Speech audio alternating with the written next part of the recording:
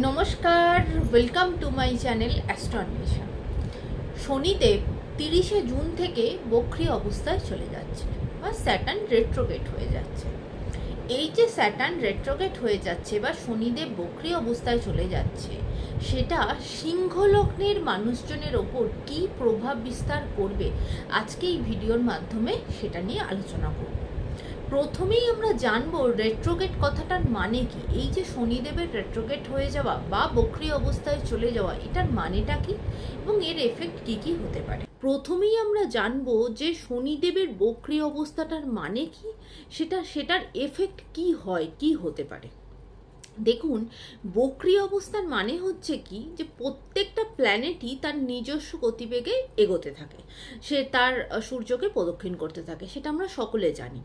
কিন্তু কি হয়, স্যাটার্ন হচ্ছে বা শনিদেব হচ্ছে অত্যন্ত স্লো প্ল্যানেট। সব থেকে স্লোয়েস্ট প্ল্যানেট হলো স্যাটার্ন। সে একটা বছরের পার্টিকুলার একটা টাইমে এতটাই স্লো হয়ে যায় যে আপেক্ষিক দৃষ্টিতে বা দূর থেকে বা অন্যভাবে দেখে যে তাকে যেন সকলে পেরিয়ে চলে যাচ্ছে। মানে এমনভাবে এতটাই সে স্লো হয়ে যায়, তাকে দেখে যেন মনে হয় সে পিছন দিকে এগোচ্ছে, সে সামনের দিকে না গিয়ে সে পিছন দিকে যাচ্ছে। কিন্তু অরিজিনালি সে পিছন দিকে আসে না, সে কিন্তু সামনের দিকেই এগোয়, কিন্তু সে এতটাই স্লো হয়ে যায় যে সেটা যেন দেখে মনে হয় যে সে যেন পিছন দিকে এগোচ্ছে। ধরুন, অনেক সময় কি হয়, ধরুন দুটো ট্রেন পাশাপাশি যাচ্ছে, একটা ট্রেন খুব স্পিডে এগোচ্ছে আর আরেকটা ট্রেন প্রচণ্ড স্লোলি এগোচ্ছে, প্রচণ্ড, মানে সেটা হয়তো 10-20 একদম স্লোলি এগোচ্ছে। যখন আপনি যে স্পিডে যে ট্রেনটা যাচ্ছে তার ভিতরে যদি থাকেন, তাহলে আপনার দেখে মনে হবে পাশের ট্রেনটা কোথাও একটা থেমে আছে, দাঁড়িয়ে আছে। তা আপনাকে কিন্তু একবারও মনে হবে না যে পাশের ট্রেনটাও চলছে। ঠিক এই রকমই পরিস্থিতি হয় স্যাটার্নের সাথে। স্যাটার্নের এই যে এত স্লো হয়ে যাওয়াটা, সেটাকে বলা হয় স্যাটার্ন বক্রী অবস্থায় চলে যাচ্ছে বা স্যাটার্ন রেট্রোগ্রেড অবস্থায় আছে। এবার স্যাটার্ন রেট্রোগ্রেড অবস্থায় থাকবে জুন মাসের 30 তারিখ থেকে 14ই নভেম্বর পর্যন্ত। 137 দিন স্যাটার্ন বক্রী অবস্থায় থাকবে। এই সময় কি হয়, শনি যেখানে অবস্থান করে, যেহেতু সে স্লো হয়ে গেল, সে তার পিছনের ঘরটার রেজাল্ট দিতে স্টার্ট করে। এটা হচ্ছে বক্রী অবস্থার একটা এফেক্ট, যে সেখানে যে অবস্থান করে যে ঘরটার, তার থেকে পিছনের ঘরের রেজাল্ট দেয়। সিংহ লগ্নের জন্য স্যাটার্ন অবস্থান করছে 7 নম্বর ঘরে, কিন্তু যেহেতু সে রেট্রোগেট হয়ে গেছে, তাই স্যাটার্ন রেজাল্ট দেবে তার পিছনের ঘরে, মানে 6 নম্বর ঘরে। এবং বক্রী শনি যে যে ঘরগুলোকে অ্যাসপেক্ট করবে, সেই রিলেটেড ঘরগুলোতে চেঞ্জেস আসবে। তাহলে আমরা প্রথমেই জানি, এই যে স্যাটার্ন যে 6 নম্বর ঘরের রেজাল্ট দেবে, 6 নম্বর ঘর থেকে আমরা কি কি দেখি। দেখুন, 6 নম্বর ঘরটা হচ্ছে আমাদের ঋণ, রোগ এবং শত্রুতার ঘর। তাহলে দেখুন, এখানে দুটো দিক আছে। কারোর জন্য স্যাটার্ন খুব পজিটিভ, কারোর জন্য স্যাটার্ন খুব নেগেটিভ। যাদের জন্য পজিটিভ, তাদের জীবনে হয়তো অতটা এফেক্ট আসবে না, বা আসলেও খুব অল্প এফেক্ট আসবে, মানে শত্রু বৃদ্ধি হবে, কিন্তু শত্রু সেই সব মানুষদের কিছু করতে পারবে না। কিন্তু যাদের জন্য স্যাটার্ন ম্যালেফিক রেজাল্ট দিচ্ছে বা স্যাটার্ন ম্যালেফিক এফেক্ট দিচ্ছে, তাদের জন্য কিন্তু এই 6 নম্বর ঘরে স্যাটার্নের রেজাল্ট হওয়া মানে সেখানে কিন্তু নেগেটিভ রেজাল্ট দেবে। মানে কি, শত্রুতা প্রচণ্ডভাবে বৃদ্ধি পাবে। এবং যেটা হয় না, মুখোশ পড়া শত্রু বা হিডেন এনিমি, যাদেরকে হয়তো আপনি বিশ্বাস করছেন, তারাই দেখবেন আপনার পিছনে ছুরি মারছে, এরকম, মানে তারাই আপনার বিশ্বাসঘাতকতা করবে। এরকম হিডেন এনিমি বৃদ্ধি পাবে, ভীষণ রকম শত্রুতা বৃদ্ধি পাবে। 6 নম্বর ঘর হচ্ছে আমাদের হেলথেরও জায়গা, তাই হেলথের জায়গাটাও কিন্তু ডাউন হবে।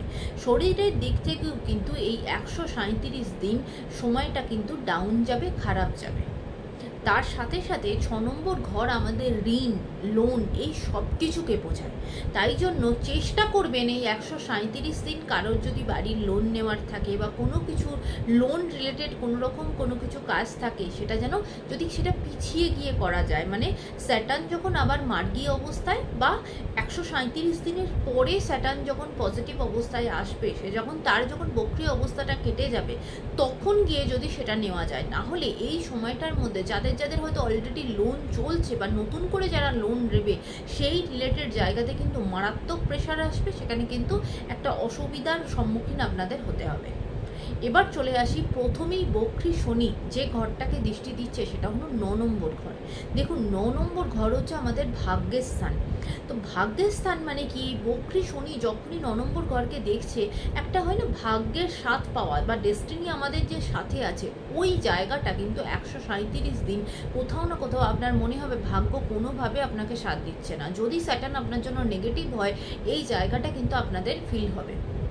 তার সাথে সাথে এই 9 নম্বর ঘর কিন্তু বাবার স্থান, বাবাদেরও ঘর। তাই জন্য বাবার হেলথ রিলেটেড জায়গাতেও কিন্তু সমস্যার সম্মুখীন আপনাদের হতে হবে। এবার বক্রী শনি যে ঘরটাকে দৃষ্টি দিচ্ছে সেটা হলো ফার্স্ট হাউস। আর ফার্স্ট হাউস হচ্ছে আমরা নিজেরা, সেখানে যখন বক্রী শনি দৃষ্টি দিচ্ছে তার মানে হলো, দেখুন আমরা নিজেরা কোথাও না কোথাও স্লো হয়ে যাব। বক্রী কথার মানেটাই তো এইটা যে স্লো হয়ে যাওয়া। তাই আমরা রিলেটেড যা কিছু কাজই আমরা করতে যাব না কেন, সেই কাজেতে কিন্তু স্লো হবে। সেই কাজটাতে কোনো কাজই কিন্তু একবারে হবে না, এক চান্সে হবে না, সেটা কিন্তু টাইম লাগবে। এবার বক্রী শনি নেক্সট যে ঘরটাকে দেখছে সেটা হলো 4th হাউস। আর 4th হাউস হচ্ছে আমাদের জন্য হোম কমফর্টের জায়গা, আমাদের জন্য খুশি বা হ্যাপিনেসের জায়গাটা। যখনই 4th হাউসের ওপর বক্রী শনি দৃষ্টি পড়ছে, তার মানে কোথাও না কোথাও নিজের যে বাড়ির কমফর্টনেসটা সেটাতে প্রবলেম আসবে। যে একটা হয় না স্যাটিসফাই হওয়া, যে হ্যাঁ ঠিক আছে সব কিছু কাজ ঠিকভাবে হচ্ছে, একটা নিজের মধ্যে থেকে যে শান্তিপূর্ণ যে জায়গাটা, সেখানে কিন্তু মারাত্মক ডিস্টারবেন্স আসবে। এবার এই সমস্ত কিছু ডিস্টারবেন্সগুলো কিন্তু যতদিন শনি বক্রী অবস্থায় থাকবে আপনাদের কিন্তু সম্মুখীন করতে হবে। তাই জন্য যে জিনিসটা অ্যাজ এ রেমেডি, যে জিনিসটা করা দরকার বা করলে সেটা কিছুটা হলেও এই খারাপ সময়টা থেকে আপনারা বেরোতে পারবেন, সেটা হলো এই সময় দাঁড়িয়ে শনির বীজমন্ত্র মাস্ট। শনির বীজমন্ত্রটা প্রচণ্ডভাবে করা খুব কার্যকরী আপনাদের জন্য। দেখুন এবার এটা একটা ওভারঅল আলোচনা। প্রত্যেকের হরোস্কোপের চার্ট আলাদা আলাদা, সেখানে স্যাটার্নের পজিশন আলাদা আলাদা, কারোর জন্য পজিটিভ কারোর জন্য নেগেটিভ, সেই বিষয়ে তো আমি জানি না। ওভারঅল একটা আলোচনা আমি আজকে করলাম। আশা করি সকলের ভালো লেগেছে। যদি ভালো লেগে থাকে লাইক শেয়ার সাবস্ক্রাইব করতে ভুলবেন না। সকলে ভালো থাকবেন, সুন্দর থাকবেন, সুস্থ থাকবেন।